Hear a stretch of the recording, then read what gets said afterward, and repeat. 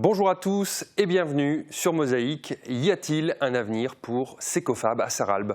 150 salariés et toute une population se pose cette question. Secofab est un site de production appartenant à l'une des 5 branches ou 5 filiales du groupe Sotralens. Cette branche, Sotralens Metal Industries, est spécialisée dans la chaudronnerie lourde, la mécano-soudure et l'usinage d'éléments de très grande dimension. À Sarralbe, on compte 6 halls de production d'une surface totale de 21 400 m² et une aire de stockage de 110 000 m². Cette usine est menacée par la procédure de redressement judiciaire du groupe Sotralens en cours depuis le 28 septembre. Pour l'heure, il n'y a tout simplement aucune offre de reprise de l'usine de Sarralbe. Hier, l'intersyndicale CFDT, CGT, CFE, CGC a tenu une assemblée générale sur le site. Tous les salariés y ont été conviés. Nous en reparlerons dans le JT. Voici l'info sur Mosaïque en 60 secondes. Jean-Michel, votre conseiller isolation. Construction, aménagement, génie bois, une équipe de pros. Inquiétude pour les 150 salariés de Secofab. L'entreprise sarralbigeoise fait partie du groupe Sotralens qui est actuellement en redressement judiciaire. Un magasin pour une couturière, une galerie pour des artistes et une boutique pour les AT, des commerces temporaires uniquement jusqu'à Noël. Avec une année 2016 exceptionnelle et un chiffre d'affaires passé de 38 à 64 millions d'euros, Altrans est l'entreprise de l'année sur le territoire de la Casque. Accompagné de ses musiciens et de sa choriste Jeanne, Mike Rive reprend les grands succès de Jean-Jacques Goldman. Le groupe a fait étape à Woustviller. Du ballet version rock, des danseurs de formation classique mettent leur technique au profit de morceaux modernes. Sarreguemines a accueilli le spectacle Rock the Ballet. Quand l'ancien redevient tendance, il y a des modes qui vont et qui reviennent. Also alles ist schon immer Modesache, gell? Aber es gibt Spiele, Modesache, so wie die Pétanque. Das ist noch immer gespielt, Avec le cochonnet. Ja. Il y a exactement 2 ans, la ville de Sarreguemines procédait à une cérémonie d'honorariat Ripley. Êtes-vous prêt pour la sortie de Windows Server 2016? Ayez une longueur d'avance avec ID Réseau. À eux seuls, ils cumulent 142 ans de présence au conseil municipal sarregueminois. René Ludwig, Michel Fonder, Rémi Doller, Alexandre Schmitt, Jean-Marie Burait et Bernard Blandre ont été mis à l'honneur lors de la cérémonie organisée par la commune de Sarreguemines afin de leur remettre les écharpes de maire et adjoint au maire honoraire de la ville. Une distinction qui met en avant l'engagement des élus puisqu'elle n'est remise qu'aux personnes élues pendant plus de 18 ans. Et une pensée pour René Ludwig qui est décédé en avril dernier. On passe à la page météo. Près de 4% des accidents du quotidien ont pour origine le bricolage. Assurance accident de la vie, la sécurité par tous les temps. Bonjour tout le monde, pour demain, le vent est de retour avec de fortes rafales. Le ciel sera de nouveau très nuageux et ne laissera pas beaucoup de place aux éclaircies. Le seul point positif de la journée, c'est qu'il ne devrait pas y avoir de précipitations. Côté température, elles sont en baisse avec de 4 à 6 degrés au minimum et de 7 à 10 degrés au maximum. Demain, nous sommes le vendredi 25 novembre et nous fêtons les Catherines. Le soleil nous accompagnera de 7h57 à 16h40. Je vous souhaite à tous une très belle journée, à bientôt!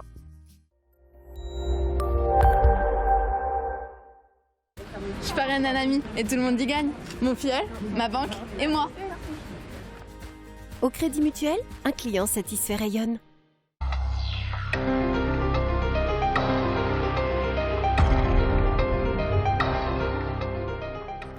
Ils continuent de toucher leur salaire et sont autorisés par le tribunal à travailler jusqu'au 9 janvier. Mais après, quel avenir attend les 150 salariés de Secofab à Sarralbe?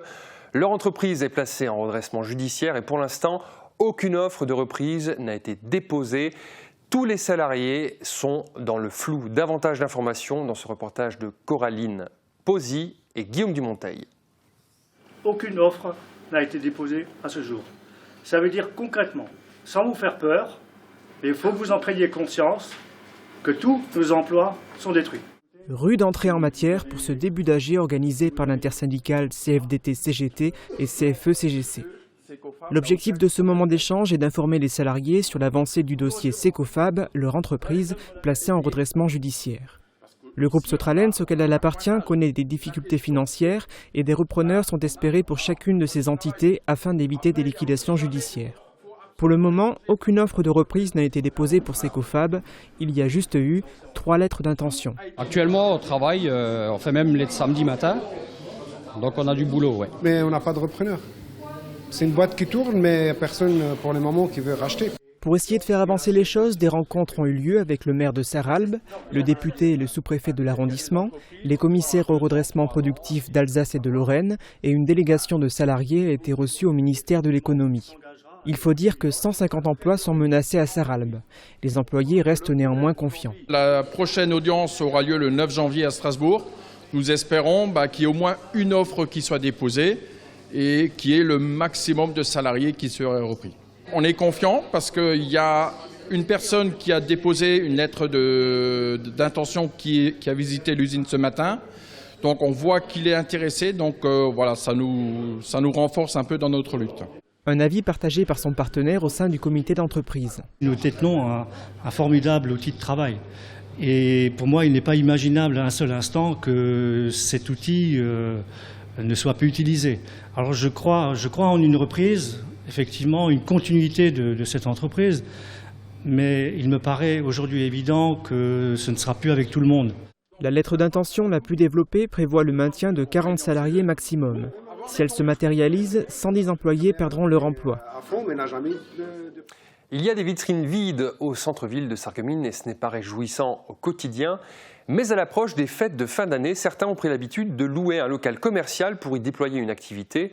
3 boutiques éphémères ont ouvert leurs portes cette année, une alternative au chalet du marché de Noël qui profite cependant de l'animation et de l'attraction que crée un tel événement. Thomas Drouin a fait le tour de ces magasins. Première étape de cette déambulation à la découverte des magasins éphémères sarregueminois, 12 rue Nationale, à la rencontre de Sylvie Pfend et sa petite folie. Le temps des fêtes, cette couturière présente du mardi au samedi ses créations. Elle fait partie des pionniers de ces boutiques à l'ouverture restreinte au temps du marché de Noël. La première fois, c'était en 2007. Là, le marché de Noël était encore près du palais de justice, là, devant le palais de justice. Donc, j'avais trouvé un beau local là-bas. Et puis, le concept a plu. Et depuis, j'essaye de le refaire chaque année. Une présence année après année qui lui permet désormais d'avoir une clientèle d'habitués. Son choix s'est porté sur un magasin en dur car dans un chalet, elle manquerait de place pour exposer les vêtements, écharpes et chapeaux qu'elle propose à la vente. De plus, sa boutique lui permet de continuer à travailler pour réaliser ses pièces toujours uniques. Si elle fréquente les expositions tout au long de l'année, cette vitrine lui permet aussi de capter de nouveaux clients venus au marché de Noël. Un passage d'acheteurs potentiels qui est aussi au centre de la réflexion des 5 artistes installés rue de l'Église. Bienvenue dans la galerie d'art temporaire de Patrice Dorcy-Palmigiano, Sylvie Allinger, Andrea Carman, Guillaume N et Antoinette Weiler. Ouverte tous les jours, le visiteur peut y découvrir des œuvres de ces artistes locaux. Notre démarche, c'est plus de faire du commerce, donc c'est de continuer à peindre pour notre plaisir et puis donc montrer à l'occasion ce qu'on fait. Donc ça justifie le côté éphémère de notre magasin. Une volonté d'exposer que l'on retrouve aussi dans la boutique de l'ESAT La Ruche, l'établissement et service d'aide par le travail de Sarreguemines. Ici sont vendus les produits fabriqués par des personnes handicapées, des bougies en paraffine de couleur teintée. Loretta Young, la monitrice d'atelier présente lors de notre passage, précise « pas juste enveloppées comme pour certaines bougies industrielles ». Des bougies de l'ESAT proposées à l'achat qui sont donc le fruit du travail de formation effectué avec les personnes handicapées de l'atelier. Et si leur vente se fait dans un magasin éphémère, c'est en partie aussi pour pouvoir mettre en avant le mobilier sur lequel les bougies sont exposées, des meubles fabriqués dans les ateliers bois de l'ESAT.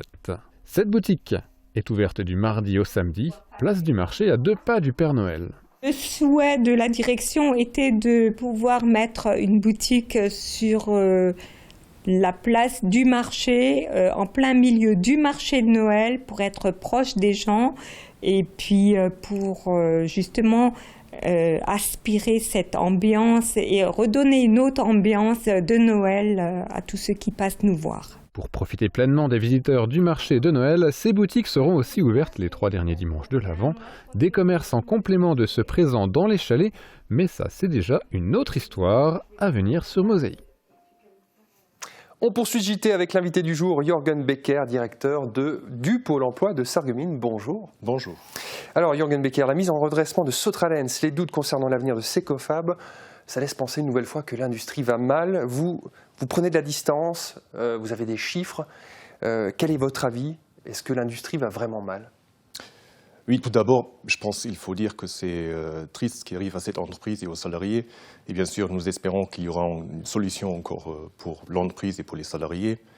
Après, comme vous dites, avec les lunettes de Pôle emploi, on regarde par les offres d'emploi déposées à Pôle emploi.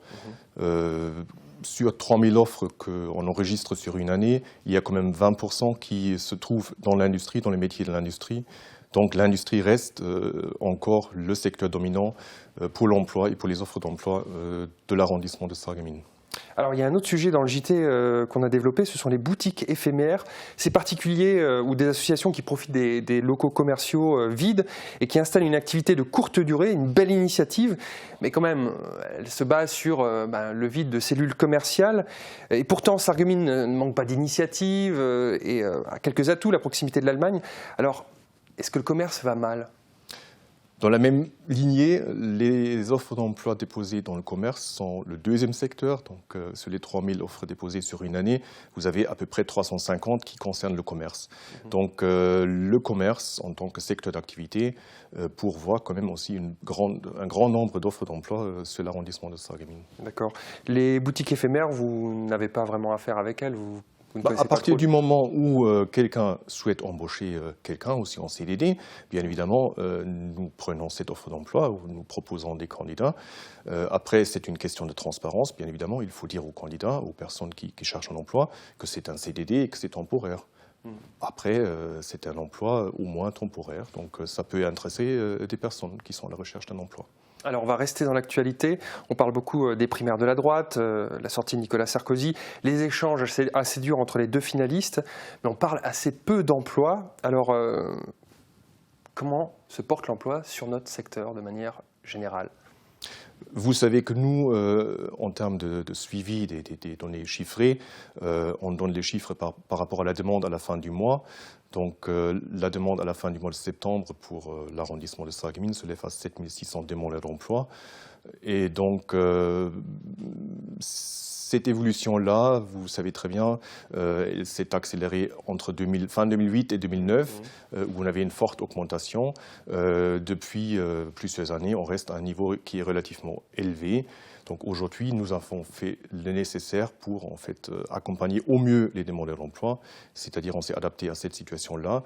On a fait des réformes en interne pour accompagner les personnes dans leur recherche d'emploi, pour les positionner, les renseigner sur les formations possibles, aussi surtout pour s'approprier les outils digitaux qui aujourd'hui sont indispensables dans la recherche d'emploi, et donc pour en fait travailler au mieux avec cette situation. Donc sur Sarreguemines, en fait, depuis 12 mois, on a globalement une hausse faible, mais une hausse quand même. Sur les derniers 12 mois, effectivement, par rapport à septembre 2015, il y a une légère augmentation de la demande d'emploi. Et depuis 2012, alors depuis que François Hollande est au pouvoir, qu'est-ce qu'on a une stabilité ? Comme je disais avant, vous avez une forte augmentation, surtout entre fin 2008 et à peu près 2011. Depuis, on reste à un niveau qui est relativement élevé, avec des mois où il y a un faible recul et des mois où il y a en fait une faible augmentation du nombre de demandeurs d'emploi. D'accord, mais pas une baisse significative sur 5 ans, pas quelque chose qu'on voit d'un coup Une baisser. baisse significative, non, on reste à peu près sur la même ligne depuis plusieurs années. Ok. Jürgen Becker, merci d'être venu sur ce plateau. On doit enchaîner. Je vais vous parler maintenant d'une entreprise qui fonctionne très bien. En 2016, Altrans a fait très fort. Son chiffre d'affaires est passé de 38 à 64 millions d'euros. L'entreprise a créé près d'une centaine d'emplois. C'est l'entreprise de l'année pour l'agglo qui lui consacre un sujet que nous avons réalisé. C'est ce qu'on appelle une belle histoire. Le 2 mai 1974, j'ai créé mon entreprise. Mon collègue voulait nommer Sarreguemines Transport. Moi, je dis, c'est trop petit, il faut rayonner un peu plus loin. Alors, on a trouvé Alsace-Lorraine Transport. Al, Trans. Et voilà 42 ans que ça dure. L'aventure a commencé à Sarreguemines avec 2 chauffeurs et un local de 50 mètres carrés. Le premier dépôt de taille fut installé à Frauenberg. L'entreprise comptait à ce moment une quinzaine de clients. On a tenu quand même quelques années à Frauenberg, mais c'était très difficile parce que le week-end, tous les conducteurs rentraient, il fallait garer tous ces véhicules et la place, elle commençait à manquer. On a démarré à Ambach, auprès de l'autoroute. On a construit 15 500 mètres carrés de dépôt, plus des bureaux, sur un terrain de 4 hectares. Ambach s'est considérablement développé avec, en venant en face la Smart, etc. Donc il y a eu beaucoup de demandes de stockage. La présence de Smart permet à Altrans de développer son activité.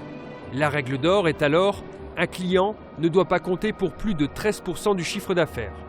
Une rigueur et une ambition qui ont permis à la société d'employer près de 500 personnes et de compter jusqu'à 1 millier de cartes grises.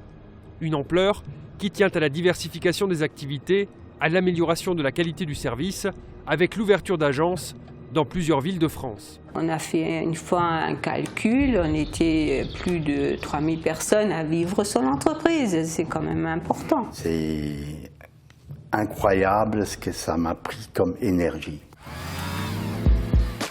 L'énergie, il a donc fallu la transmettre. C'est un duo ambitieux qui incarne la relève. Ils s'appellent Paul-Antoine Jung et Christophe Hoffmann. En 2016, ils ont fait très fort. 2016, une année magnifique, une année bien chargée en travail et puis en nouveaux projets. Comme le rachat de la société de transport Bruno Robert à Contres, en Loir-et-Cher. Une société qui, à elle seule, pèse 15 millions d'euros de chiffre d'affaires. Ajoutez à cela l'acquisition de nouveaux marchés, de nouveaux clients, et vous faites l'addition. En un an, le groupe Altrans a créé près d'une centaine d'emplois, notamment en Franche-Comté et en région lyonnaise. Les effectifs sont passés à plus de 600 personnes. Le chiffre d'affaires a bondi de 38 à 64 millions d'euros. On est toujours dans un marché très protectionniste franco-français et on se bat pour maintenir cette protection puisque on ne se bat pas à armes égales avec les pays étrangers. Donc ça c'est le côté toujours difficile. Le côté positif, c'est qu'on sort quand même un peu d'une crise qui a duré plusieurs années. On voit que les marchés sont de nouveaux porteurs et donc on repart un peu à l'offensive sur le marché national. Et on investit pour se développer, notamment dans l'immobilier. Le global des investissements, donc ce qu'a pu dire Paul-Antoine en matière de développement et sur la partie immobilière qui représente un investissement global du groupe sur l'ensemble de la France d'environ 14 millions d'euros. 14 millions d'euros qui ont servi au groupe Altrans à poursuivre son implantation sur le territoire national, en s'installant chez Peugeot à Sochaux, dans un local de 12 000 m², en construisant un bâtiment de 8 000 m² à Saint-Quentin-Falavier. Le groupe a quitté Vitrolles pour aller à Aix-en-Provence, dans un local de 4 000 m². À Lens, il a intégré une surface de 2 000 m² et est en cours d'implantation à Reichstätt, autrement dit à la porte de Strasbourg. Le projet est très avancé sur Reichstätt et puis d'autres qui restent encore en étude et qui j'espère vont se concrétiser.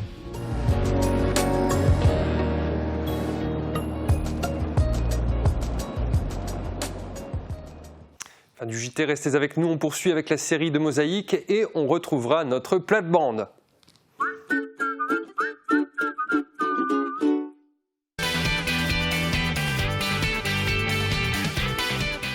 Envie d'une belle décoration? D'être à la pointe du progrès? De faire de bons petits plats facilement? Venez chez But et profitez de notre grand choix de luminaires et de petits électroménagers. Toutes les solutions en télévision, en ameublement ou encore en décoration sont chez But. But, c'est nous. Le saviez-vous? Pro et compagnie prend le relais de Braun et Baltès à Sarreguemines. Plus pro, plus de stock, plus proche de vous, un meilleur SAV. Et ce n'est pas une option, une garantie premium sur les équipements TV et ménagers. En cas de panne, bénéficiez d'un échange à neuf pendant 2 ans. L'équipe Pro et compagnie à Sarreguemines, le réflexe gentillesse. Maman, je t'aime. Maman, tu m'emmènes à la gym? Maman, t'es devenue mamie. Mamie, je t'aime. Oh, Oh, comme je suis contente de te voir. Alors, tu étais à l'école aujourd'hui? Ça s'est très très bien. Ah, je suis ravie. Alors, un appareillage auditif adapté permet de ne pas vous couper du monde. Réagissez et faites confiance aux professionnels de la passion de l'audition.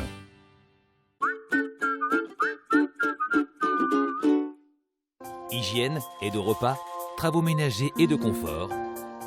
AVS Service, notre métier, vous accompagner.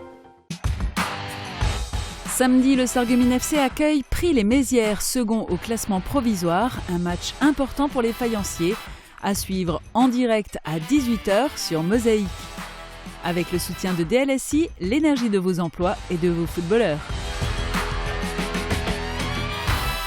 Toute la semaine, Mosaïque nous a embarqués dans les coulisses du W. C'est aujourd'hui le dernier épisode de cette série.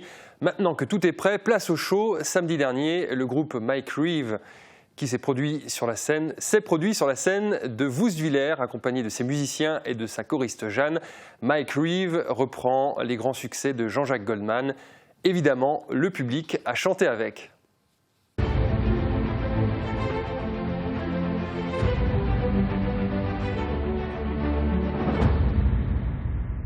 Jeanne, Alain, Gaël, Nicolas et Mike Reeve, bonne soirée.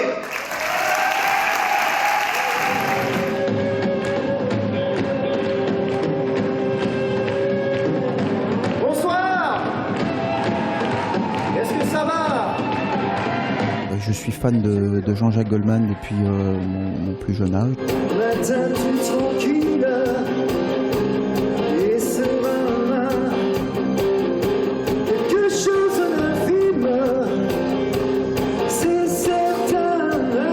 Moi, mon ambition, c'était en fait de créer un groupe en rapport avec la carrière de Jean-Jacques Goldman.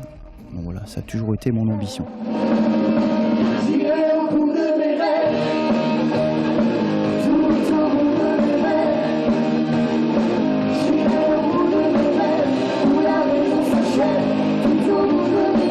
On a quand même réadapté certains titres, s'il faut le dire, parce que rester par exemple sur des tonalités originales, c'était un peu compliqué, puisqu'il chantait très très aigu en début de carrière, puis finalement il a quand même redescendu sur les tonalités, donc on a essayé de trouver un compromis.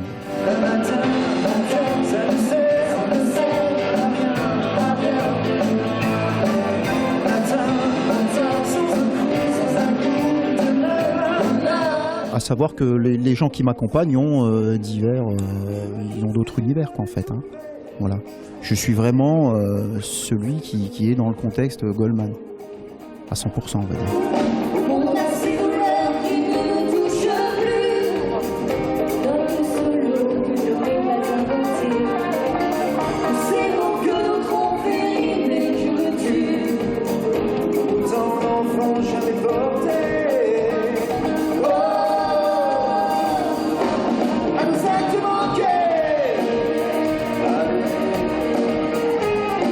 Venez nous voir en spectacle, soutenez la scène locale et soutenez le spectacle vivant.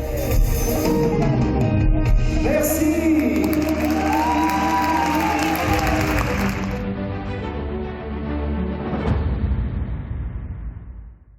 Il y a des modes qui vont et qui viennent, des jeux que l'on redécouvre à chaque génération et même des métiers qu'on croyait disparus, mais qui redeviennent tendance. Notre joyeuse plate-bande s'est intéressée cette semaine à ce phénomène avec tout l'humour qu'on lui connaît. Regardez.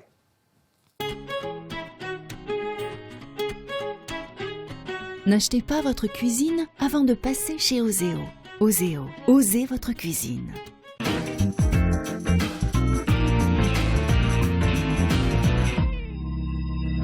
Heute, liebe Zuschauer, haben wir es in Plattband von der Mode. Aber Mode, wo wieder kommt, neue Mode, wo wieder, also alt macht wieder neu. Richtig. Ja.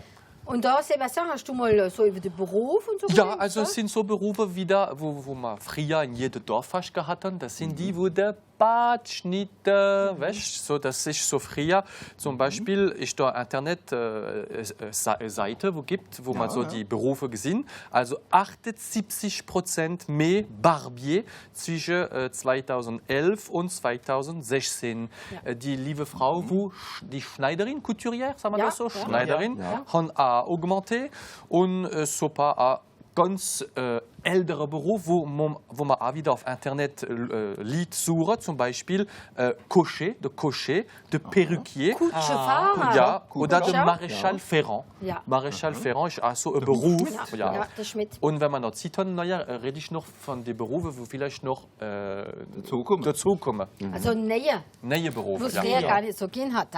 Also das war früher, zum Beispiel, wenn du so jemand kommt bist und hast im Gemüse aus dem Garten gebrungen, das war fast Asyl, also wenn du den Kuchen nicht gekauft hast. Und heute musst du unbedingt den Kuchen selber backen. Und wenn du Gemüse oder etwas aus dem Garten bringst, das ist Top-Mode, gell, Martin? Ja. Und was ist für dich wieder so Mode, wo wir kommen? Das sind so Spiele, du hast da auch so Spiele, gell? Spielen wir. Aber noch gibt es auch noch den Rubik's Cube, das wird jetzt auch wieder gespielt. Also, wo man da die ganze, Aber mach da nichts draus, Susanne. Jetzt, diesmal haben sie noch ein ganz neues Rubik's Cube. Ja, nur mal für die Blondine. Ja, das kannst du spielen, die ganze Zeit mit. Ja, extra für Blondinen. Alle Seiten haben dieselbe Farbe. Und welche wäre die Farbe? Rosa-rot.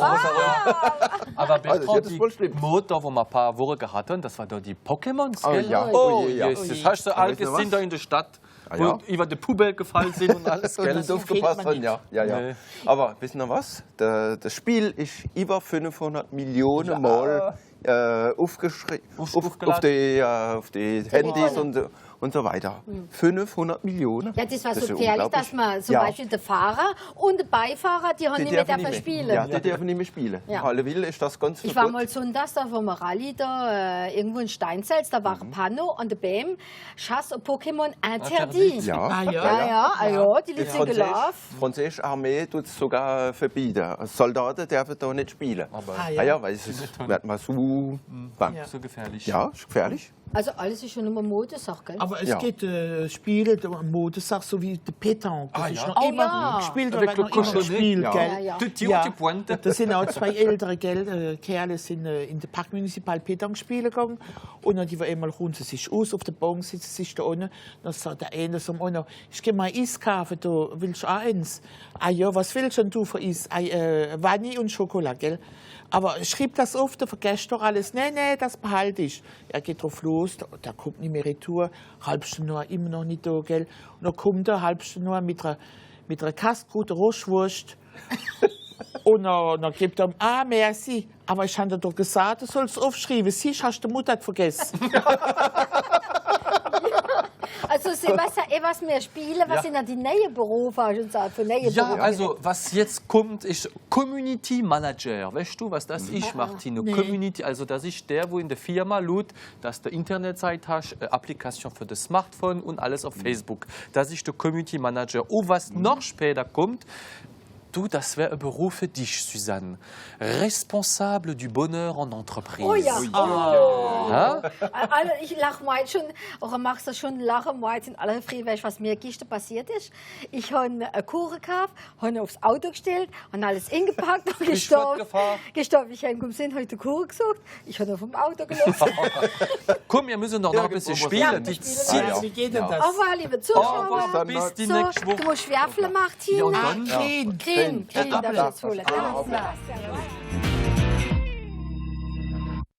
Fin d'émission. Demain, ne manquez pas notre émission Grenzenlos et un gros plan consacré à Erza Mucoli. Excellente journée à toutes et à tous.